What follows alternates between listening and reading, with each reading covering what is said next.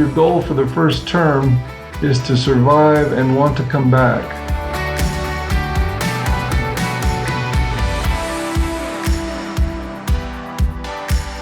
One of the things that hit me so hard when I got to Italy was that actually I had zero history with every single person in the country.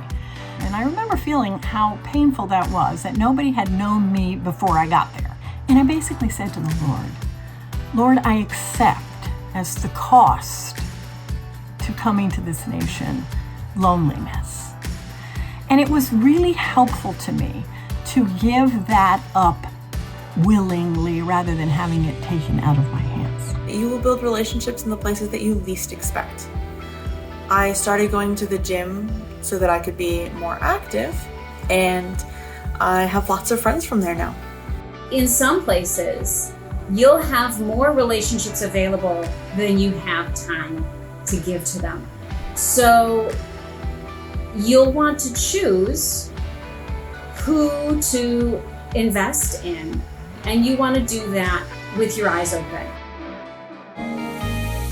Spiritually, your first year gives you a great opportunity to just really lean into the Lord and to trust fully on Him. Spiritually, for me, the biggest surprise would be how hard it would be to feel like I was worshiping or learning during the Spanish church service. Worshiping in a different language and culture, it could be dry spiritually. You may find that you really miss the kind of worship you're used to, and you may have to supplement that. But I think the experience will help you to draw close to God and develop you in Christ-likeness. If you go into an established ministry situation, there are going to be more opportunities than you have time for, 100%. And you're there to serve, and you should be generous with yourself and with your time and with your heart. But people are going to ask you to do things that you should say no to. And you don't have to feel guilty about that. You may get to do some teaching or preaching or discipling in your first year, but probably not a lot, because most of your time will probably be devoted to language and culture acquisition.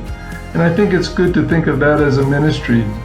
Maybe, just maybe, in that first year of ministry, it's in your weakness. Maybe it's in your need. Maybe it's in your posture as learner that you will find God doing amazing things in the people around you.